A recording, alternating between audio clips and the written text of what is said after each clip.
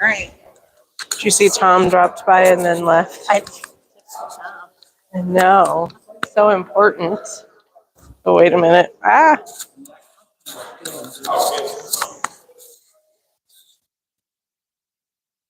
I'm going to give you a little mic for our online people too, okay? But don't put it on the sweater because it's coming off. Oh, you're taking the sweater off? You're going to strip down, are you? Okay. Put it right there. There you go. It shouldn't impact any other sound stuff here. I'm not worried. Phone, so. I'm the AV guy here too, so I have my toys to play with. Yeah. If they all work, you know. I always just cross my fingers.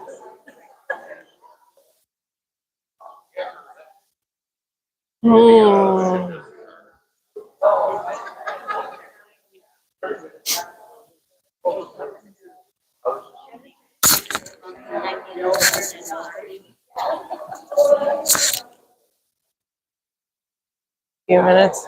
Go check in this.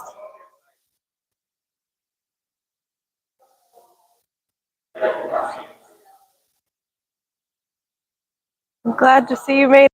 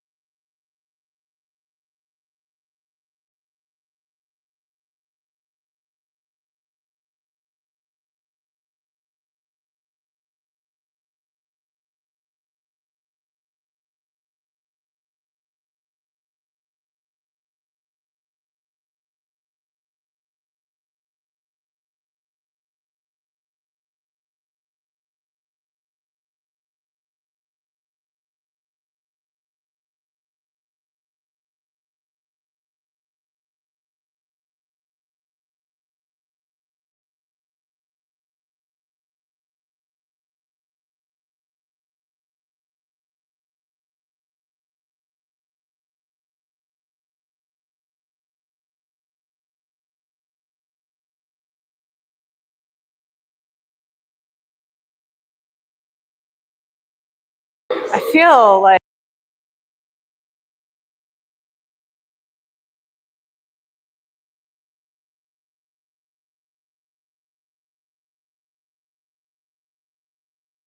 on location at First Congregational Church. We're so happy to be welcomed into this beautiful space for a very special Lunch and Learn.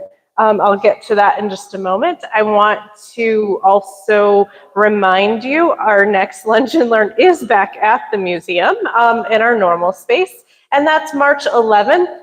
And for Women's History Month, we're having Christiana Malakera come. She has a podcast radio show called That's What She Said. And it should be very interesting. She talks to all sorts of women in the region. So I'm sure she'll have some very interesting stories to share with us. I'm not going to take a lot of time. How many of you know Ken Wuepper? Yeah, like more than half of the room. You're famous. Or infamous, I'm not sure which. That too. So Ken has been doing this a while. He told me he started learning to play piano when he was 6 years old. And in high school, once he was able to play piano concerto, he was able to start on organ. So he's been doing this for a while. So we're in for a great treat, and I'm not going to take more of your time because I just want to learn more about the history of this organ and hear you play, right? All right, thank you. Oh, I should tell you, I do have a list of events. If anybody needs it, just come grab one from me afterwards. Okay, now it's your turn. Okay. Good afternoon.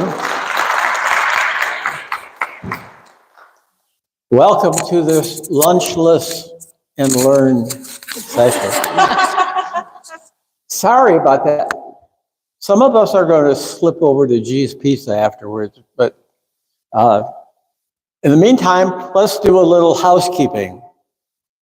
First of all, cell phones are pretty distracting, so if you have one, tell your agent to call you later. As you can tell by the title, this is going to be a fun experience. Now, if you came to hear a concert of Buxtehude and Bach, you're in the wrong place. Ernest Skinner and the pipe organ. It's a little warm in here. Usually it's only about 60 degrees in here, but early birthday present.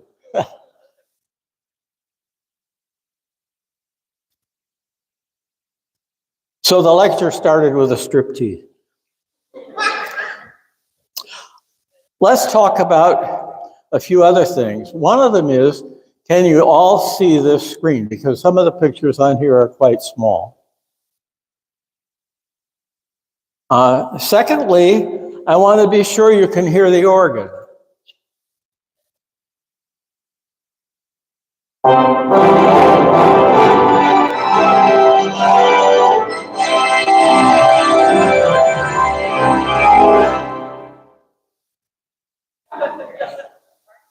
Everybody hear it okay? Thank you. Well, so much for setting the mood.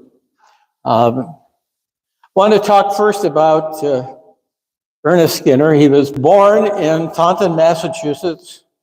His parents were performers in the light opera. They did a lot of Gilbert and Sullivan sorts of things. And so in his early youth, he got to hear a lot of orchestral music with voices. And he was really thrilled by the fact that the orchestra could play pretty loud, but you could still hear and understand the voices of the people on the stage. His first job and his first experience with organs was as a bellows pumper at the Baptist church in his town, for which he was paid the roaring sum of 15 cents an hour. And if you've ever seen somebody pump an organ, that could be pretty strenuous work. We'll see if all the technology is going to work here.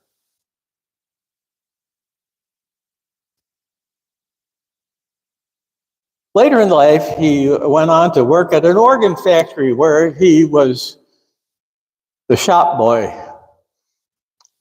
alias sweep up the sawdust. And it only took him 4 years to get fired. Well, he wasn't really going to be turned off by that, and so he eventually went to work for the Hutchins Organ Company. And he was pretty successful there. He worked himself all the way up to shop superintendent.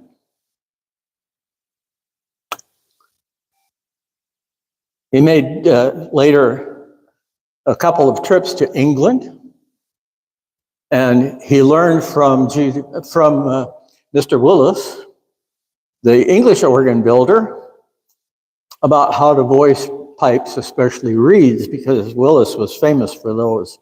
He also went to Paris and met Louis Vierne, and he fell in love with the huge organ sound, as you can tell.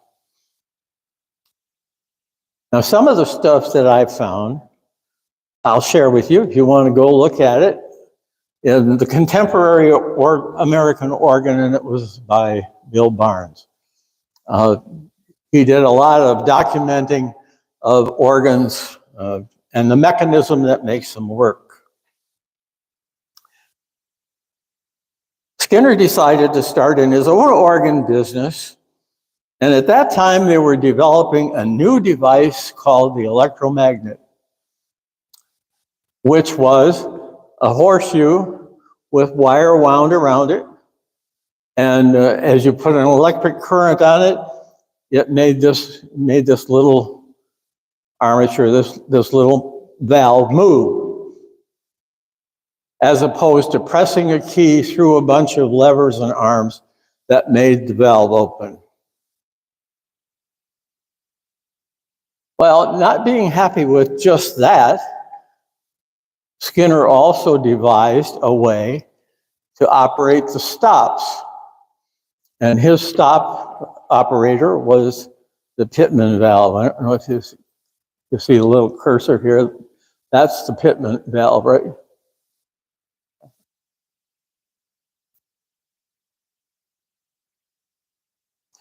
In 1927,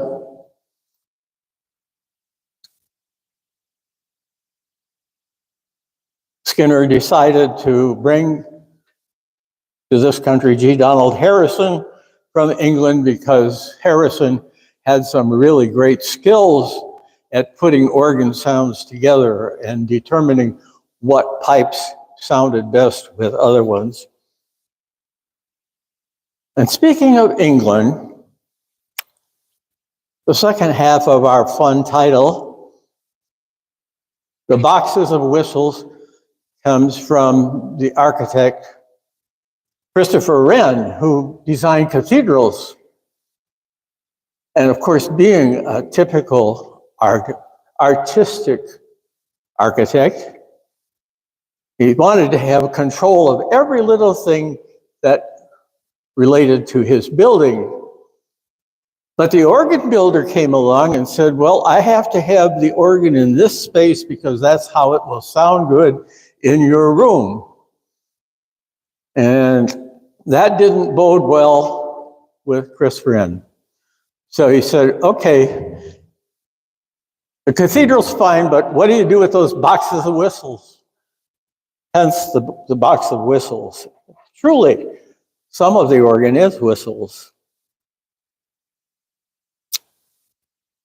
If I can find another slide here. Here's Skinner in his later years. By 1927, after he brought G. Donald Harrison to this country, he continued. By 1930, he had actually established a standard for where those keys and pedals should be in relation to each other, how the organ itself, the console, should be laid out, and even into some of the things in the boxes upstairs. But Brother Harrison was soon to take over the company. And by 1933, Ernest lost complete control of the company. He had nothing more to say about its business, nothing more to say about the artistic content of the instruments. This was all taken over by Harrison. And so, by 1953,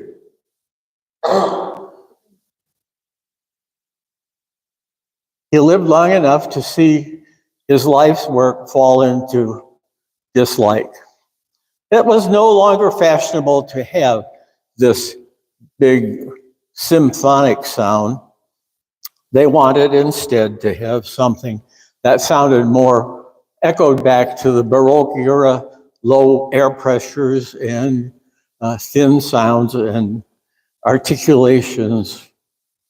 And so, sadly enough, he lived so long as to see some of his work butchered up, some of it modified beyond belief, and some of it even transmitted to the dump. Needless to say, from the picture, he was not happy. Well, let's talk now about First Congregational Church.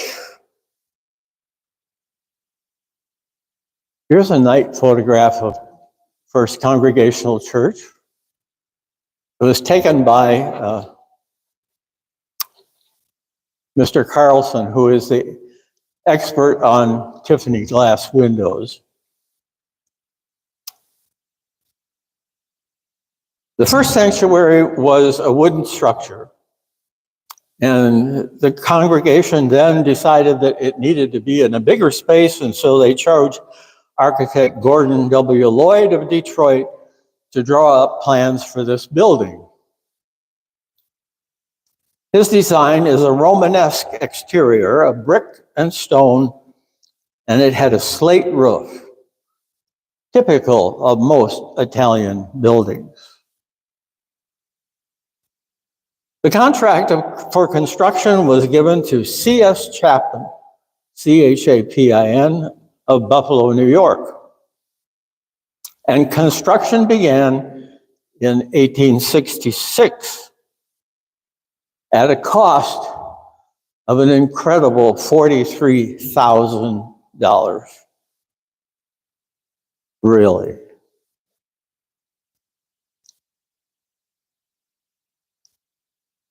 The interior, of course, didn't always look like this. I can't make that any larger for you, sorry. But you can see some of the familiar things, the big arches and so on. It's decorated now for Easter at this time. In 1928, the church decided that it wanted to purchase a new organ and selected the E.M. Skinner Company to build it.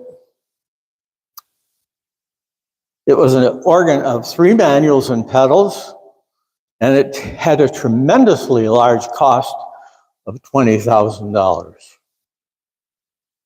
$20,000 in 1928 dollars. The organ was designed then, constructed and installed in 1930. It was a true symphonic organ design, as Harrison really didn't have that much influence on the instrument at that particular time.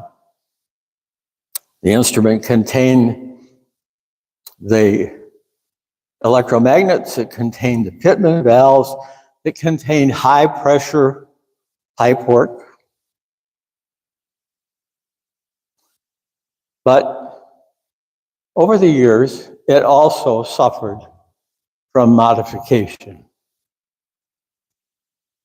Here are some nameplates with the heritage of the organ. The first one is from the E.M. Skinner Organ Company, opus number or serial number 751.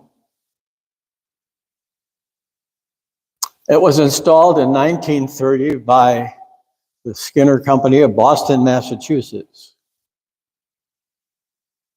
However, by 1965, it was modified.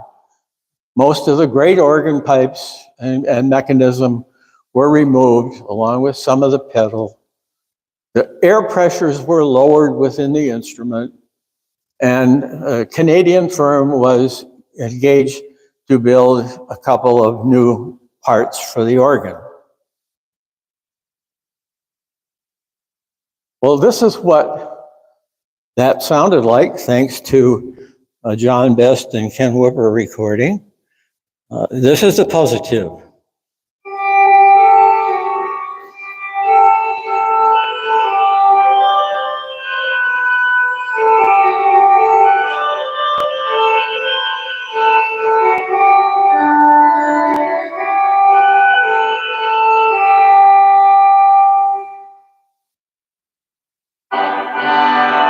A trumpet.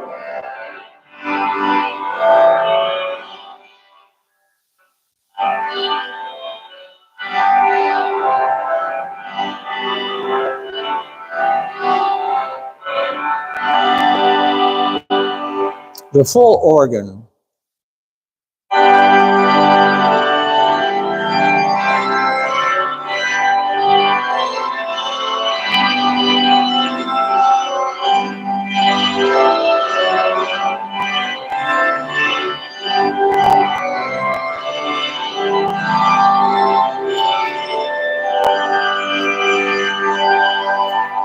Here are the Skinner stops with a choir.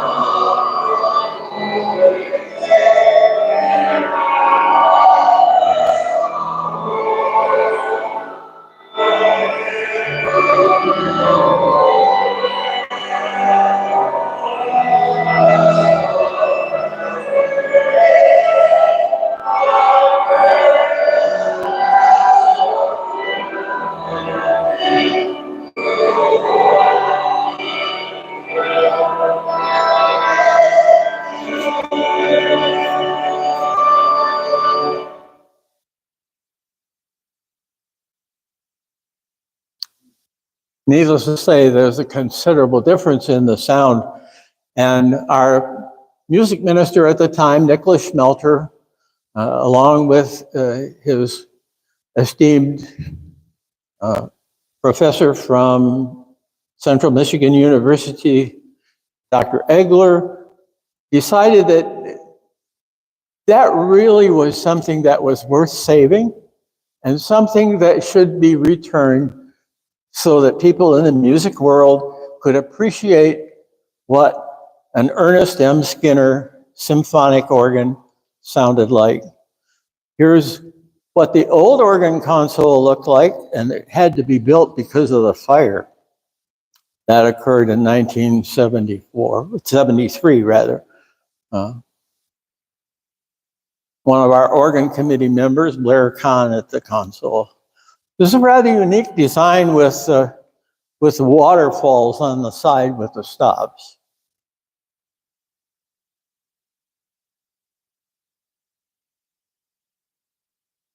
Let's talk a little bit about some of the pipes.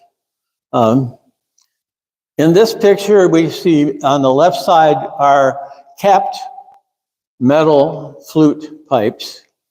On the right side are some very unique triangular shaped flute pipes, which are open.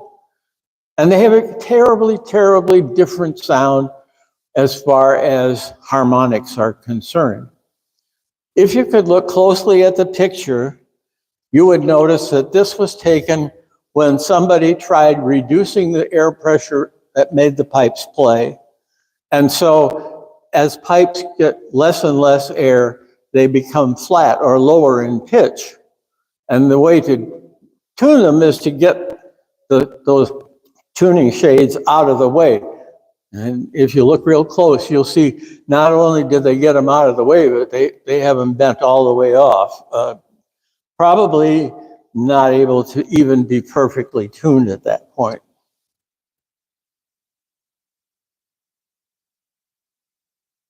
Here's one of the pedal pipes, a 16-foot wood open diapason coming off a van. And in place of the benches over here in this transept, that's the set of pipes that are in the pedal, the 16-foot wood open diapason.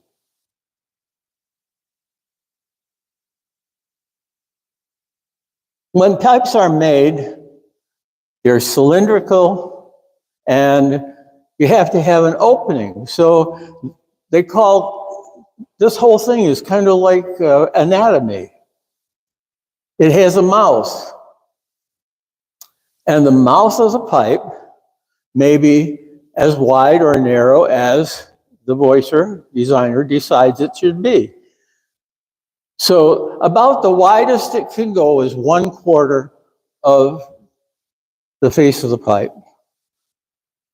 And anything below 1/6 of the diameter of the pipe, the circumference rather of the pipe, it's kind of wasted because it's not capable of setting that big column of air into motion properly.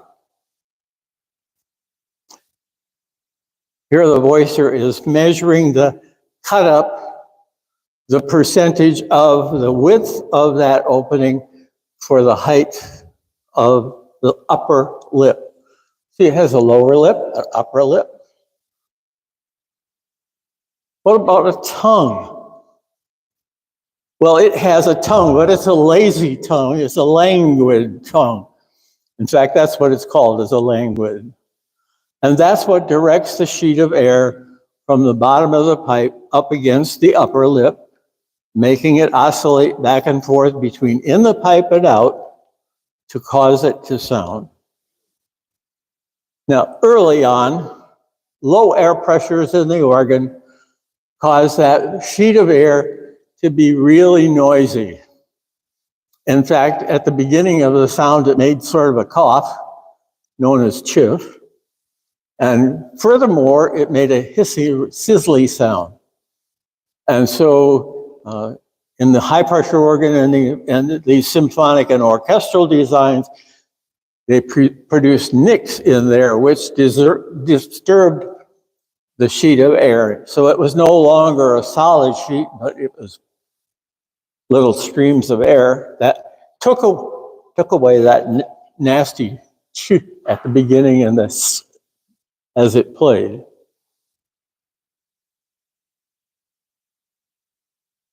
Pipes are put in a box because they always play at the same volume. You can turn them on and turn them off. Unlike a piano, you can play the piano softly or loudly by how heavily you press the keys. The organ pipes always play the same volume. They have two modes, or on.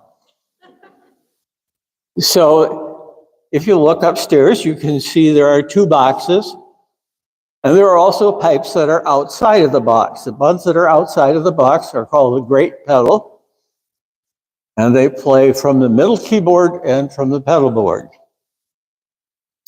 The ones on the right side in that box play from the third keyboard. The ones in the left box play from the bottom keyboard.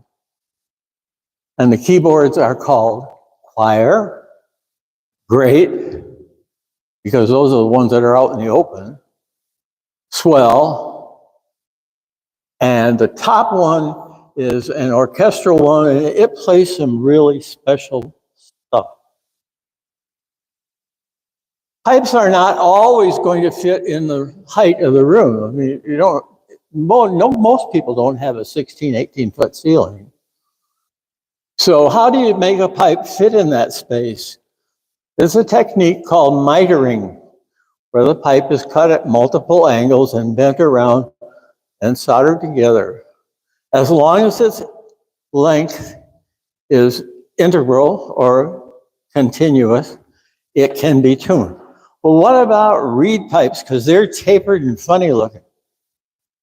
Well, the reed pipe starts out small at the bottom and usually becomes large at the top.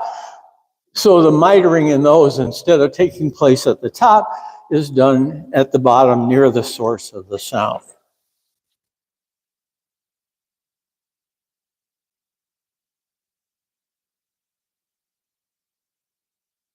Anybody got questions about some of this stuff? As an instructor, I always felt this way. If you ask for questions and you get none, there are two alternatives. One is everybody already knew it and you should have bided your time telling them about it. And the other one, less obvious, is you snowed them so badly they don't have any chance of knowing what's going on. I hope that you find somewhere in between. Your question? They talk about the boxes that were brought in. In order to store that stuff, does this building have to be sold, or so the boxes don't swell or shrink? Or? Well, the box, it refers to a room, actually. So it's long, 16 foot. Well, they were just stored laid over there till we could make use of them. They were just stored there on their way to be repaired, and then also they're placed up here. So none of the music producing is of a wood. Oh yes, they're wooden pipes. There are wooden pipes and metal pipes. Well, see, that's where I'm wondering if the humidity. Yes. Let me tell you this, the humidity and the temperature of the room, because it changes the density of the air, causes the organ to be in or out of tune. So if the tuner comes and the building is 65 degrees and he tunes everything beautifully, you warm the church up to 70 degrees on Sunday and it sounds like he never came. Yep. Well, let's see. I think I'm about through with giving you the AV stuff here.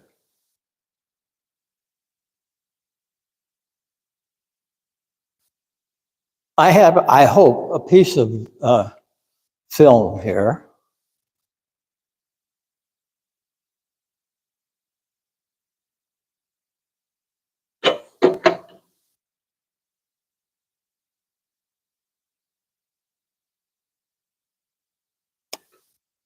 Back in the 1920s,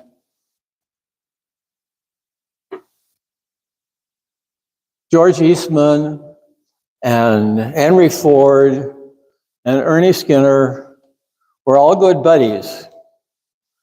And this fellow over in Menlo Park created a strip of film with holes in it. And he found a machine that could move that, and he called it a movie camera. And so, if we're lucky, we might see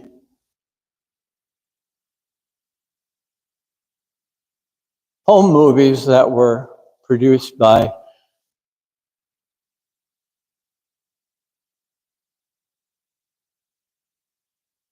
these are Ernest Skinner's own films taken at his organ factory.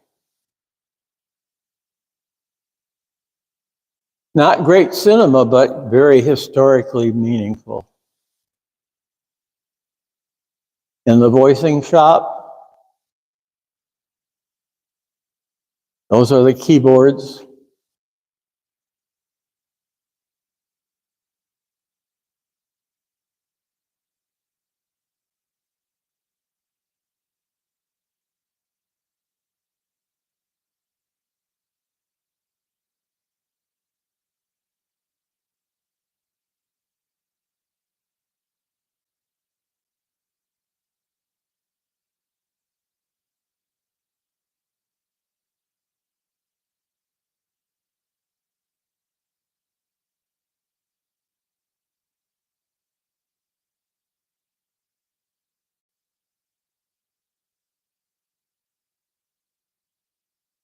This is a sanding machine. The sanding belt runs underneath the picture here, and the wood goes through and gets. That's how you do 16-foot long boards and sand them. Sandpaper is on the bottom, and the wood is on the top.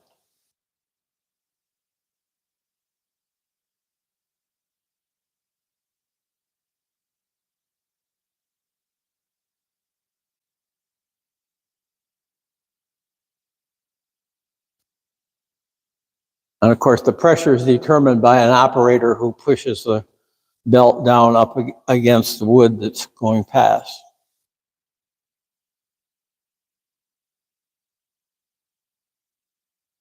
And these little parts that they're making, one at a time. If you've ever seen an organ console or a desk that had a top that rolled up and down, These are all the little rods of wood that are put together to make that flexible rolling cover.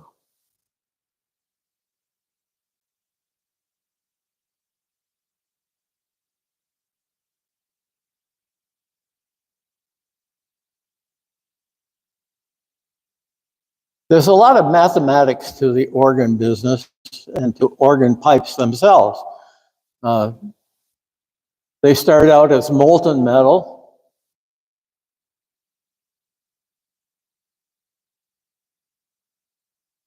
Then it's placed in a trough with a little slot at the bottom, and that trough is carried across a piece of canvas. Extra falls off at the end of the line. And eventually it solidifies. And at that point, they can pick it up. Let's trim off the unwanted edge there. And then they curl it up and take it to the pipe maker. And every organ factory, every pipe shop has a set of patterns from which they cut the metal.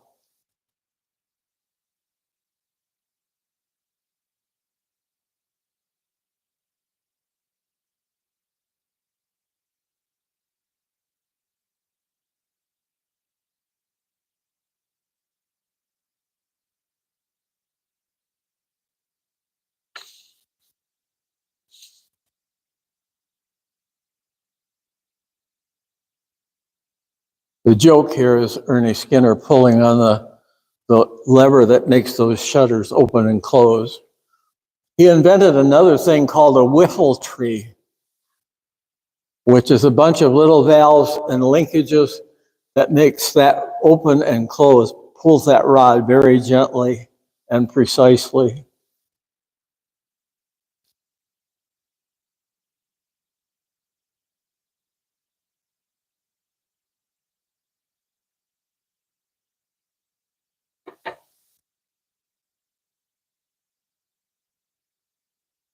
The reed is an interesting thing because it's a piece of metal that vibrates against an open shallot.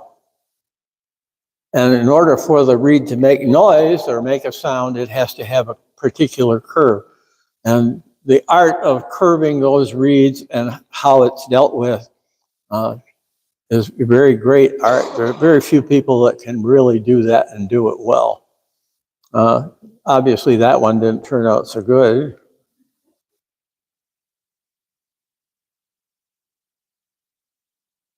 Well, from here on, it goes to home movies, and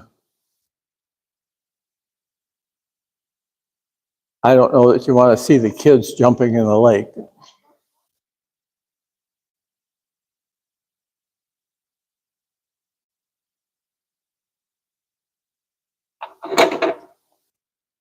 So that's pretty much it for the technical part of it. We talked about some of the sounds of the organ, and there are some really beautiful and unique stops in this instrument. The first of Ernest Skinner's ventures into pipe making and high pressure wind came when he invented a thing called the pedal trombone.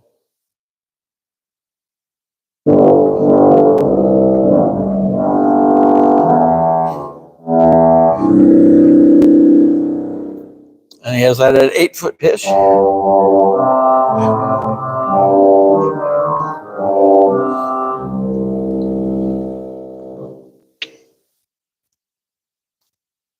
Incidentally, if you wanted to hear it, remember the wooden pipes that were stacked over there? Here's what they sound like.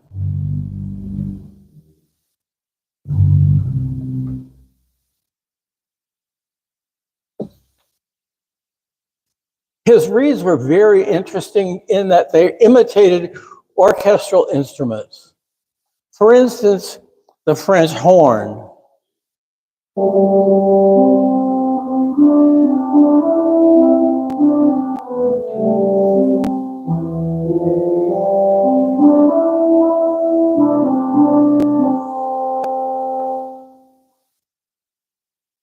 Another one, of course, was the tuba. Everybody associates the tuba with a big round sound.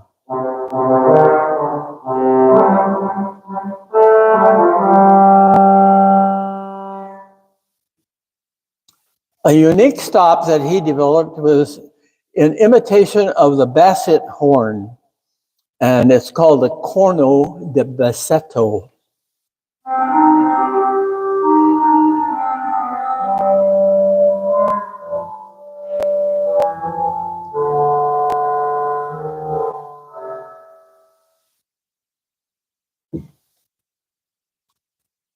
Interestingly enough, he has labeled some of the stops the same as if they were instruments in the orchestra. Now, you know, the first chair in the orchestra is always the one that you expect to do the most elaborate playing, the what has all the difficult parts. Here's the first open diapason.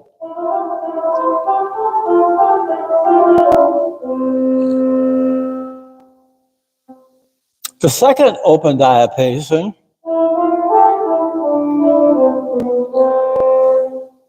and of course the stentorphone, which is another one. All three of them together, the diapasons.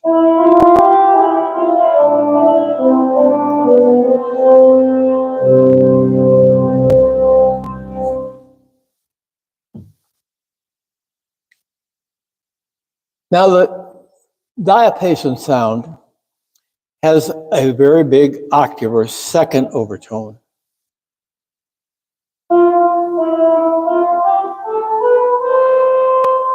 If we play another rank of pipes that plays at the 4-foot pitch, rather than the fundamental, we begin to build something like a chorus.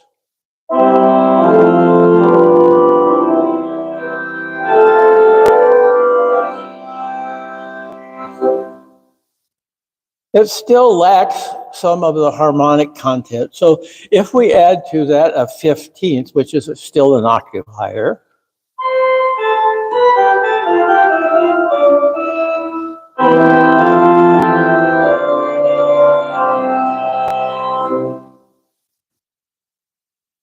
there's still something missing. It's all even octaves. And so one of the things that G. Donald Harrison was good at was creating mixtures, or for every key, there's 4 pipes.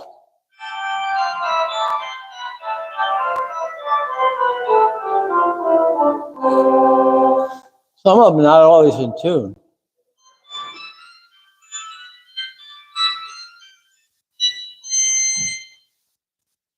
So if we listen to this principal chorus,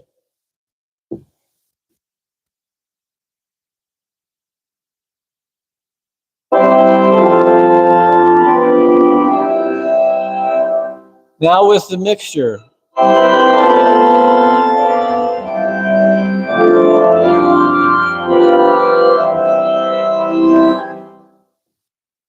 So we begin to have a real palette of tone colors.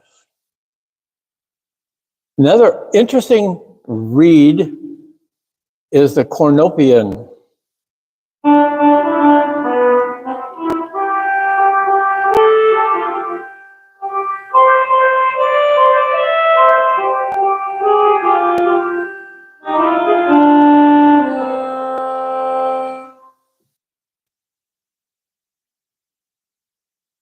What's the difference between a choral piece in 4 parts, you know, bass, tenor, alto, soprano, being sung by 4 people,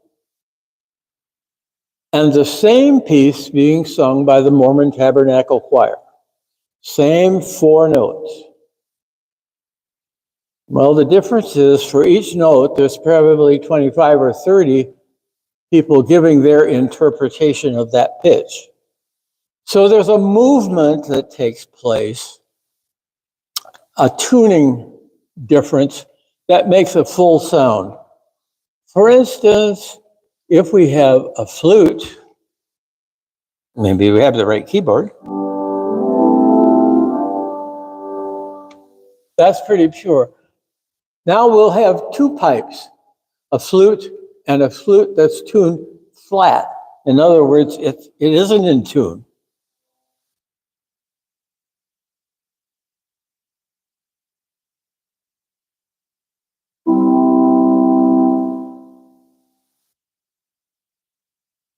It's called an undamaris.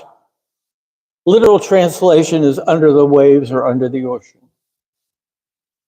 There's also this we've been looking at and listening to the diapason sound and the flute sound. Now and some of the reeds, of course. Now I'd like to show you what happens when you play a flute chorus.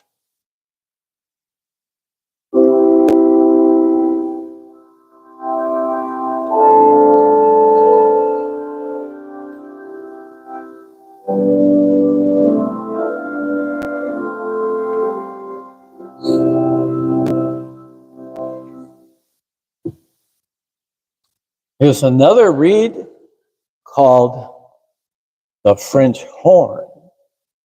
It says it came from over here.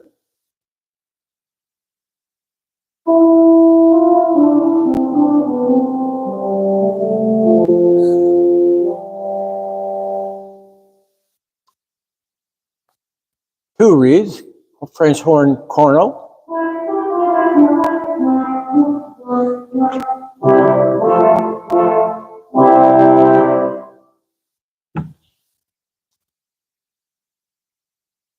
Everybody looks at the balcony up there where we have this beautiful stained glass window depicting the Last Supper. And they see these organ pipes that are sort of splayed out. They're flat. They're chamade. In other words, the fire is coming out of the front end of them. Ready for this?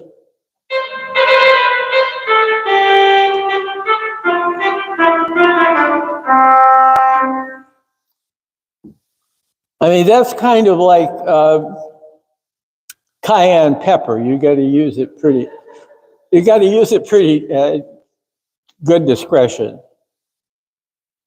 Also, we have a voxamana up there.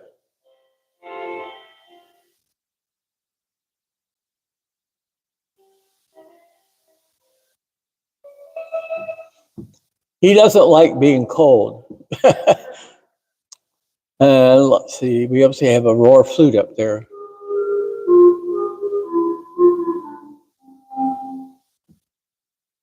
That's the third box of whistles up at the top.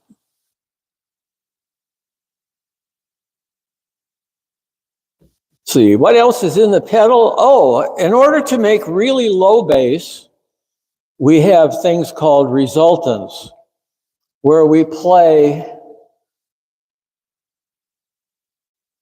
a root note and a fourth, fifth.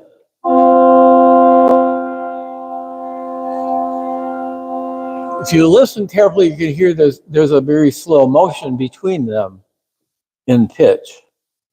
Well, let's do that in the pedals.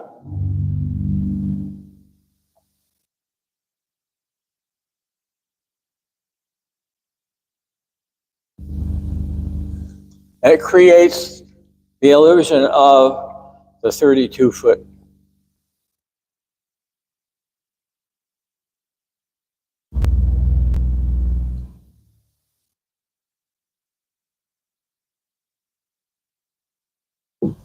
That really doesn't begin to sound like anything here. It doesn't begin to sound until you get about halfway down this sanctuary.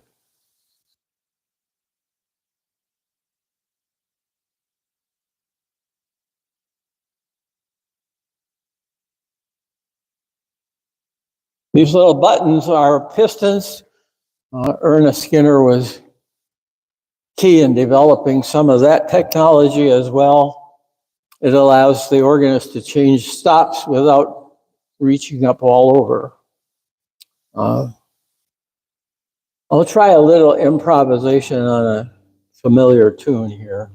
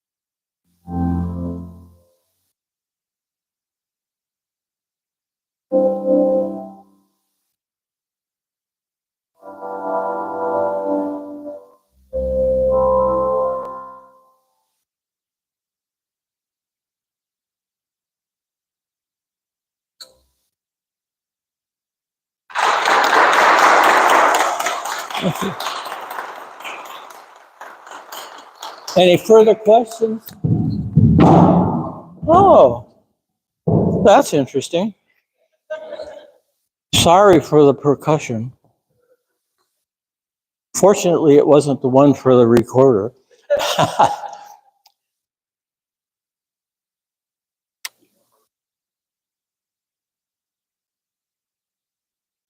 You know, this organ's pretty smart.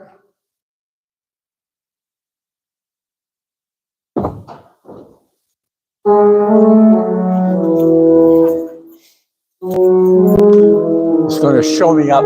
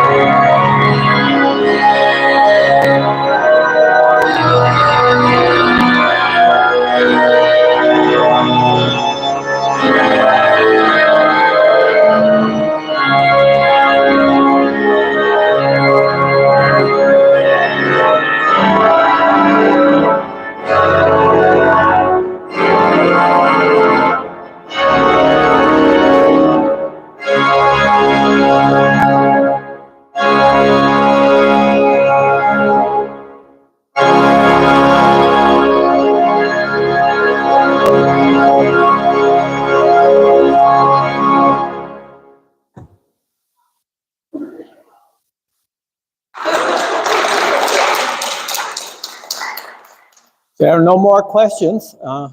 Questions? Good.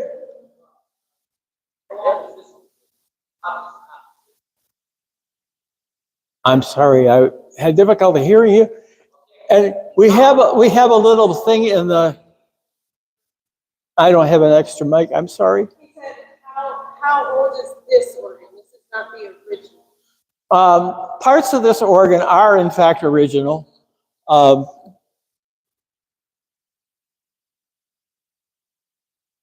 Most of the swell and choir organ are from the original 1930 installation. The grate and pedal divisions, with the exception of that big trombone, are new. Or the Scott Smith Organ Company of Lansing was chosen to do this reconstruction, not a restoration, but a reconstruction of a Skinner organ. And to do that, he and his crew traveled around the country listening to Skinner organs, measuring the scale of the pipes that were used to make those particular choruses, finding places where there was a church that closed that had a Skinner organ that maybe had a stop in it, one of the ranks of pipes that we needed. In fact, one of the organs was purchased out of Detroit, and someone had taken the harmonic flute, which is a 8-foot pipe, but it has a hole in the center of it, making it harmonic, making it the overtone very, very prominent. Well, the person decided that would make a good 2-foot stop, so he cut that off and threw the top peg away. And Scott was able to find an organ pipe maker who reconstructed those and put them back so that they sounded again like they did originally. Yes. Okay, when someone is playing an organ, and I see sheet music, and you're playing an organ, and you need to work stops. Is that indicated on the music? Sometimes the composer or arranger of the piece will suggest sounds, but that doesn't necessarily mean the sound is in the instrument that you're using. So it's a matter of you have to make your own decision as to what tone color is going to fit that particular thing. I've often, people at the theater particularly, they say, well, how do you know what to do with that? Sometimes it's just one note melody and some sort of a symbol of the harmonics or the harmony that goes with it. So everything's up to you. And I said, well, let's look at it this way. The stops on the theater organ are different colors. Here they're colors for the ear, but they're not colored on the organ. So I liken it like this. The sheet of music is like a coloring book. These are the outlines that you work with. And then how you color them in is a matter of your personal taste. So you're not going to do a paint by numbers. You're going to do something that you feel pleasant and that you're pleased with, that moves you or moves people that listen to it. Another question back here.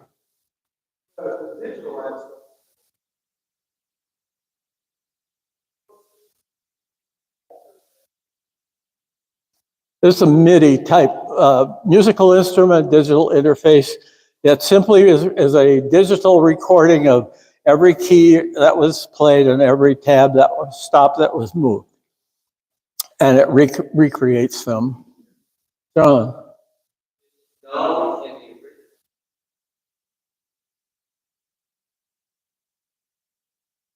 They have an organ there.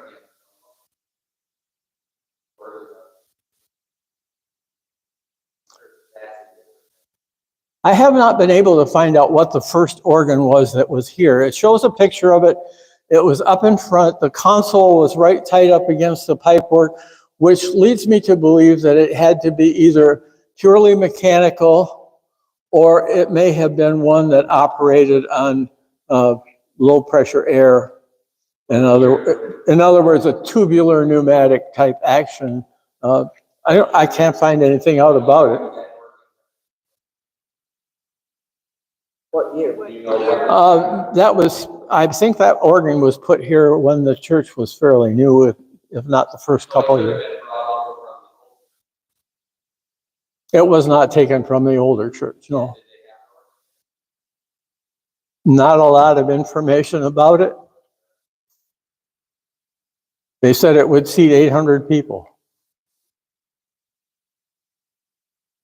This one seats a lot more than that, especially when you put chairs in the aisle. Other questions? Yes. I purposely didn't say all of that because there's a booklet that has all of the stops and numbers. 70 some come to mind.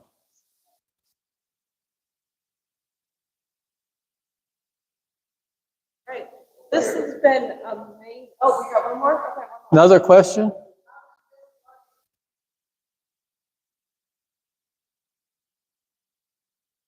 The one at the temple was built for a very different purpose. It was to completely take the place of a pit orchestra for the accompaniment or providing music to accompany silent movies. It has 13 sets, 311, has 3 manuals and 11 sets of pipes. This one has 4 manuals and 70 some sets of pipes. And the space, of course, is part of the instrument always. And at the temple, the reason the organ seems to be so successful is the fact that the acoustics of the room are so good. Question? First, where the jury has to be. How does it compare? That's an entirely different scheme of organ building. It's a French influenced instrument, and a little bit of what I played on the recording is leaning toward that kind of sound. Great. Well, that is our hour. This was so informative. I learned so much about organ making and how to play an organ. Not that I can play one, but I learned that it is complicated and fascinating. So thank you so much for this special Lunch and Learn, Ken. You're welcome. You're welcome.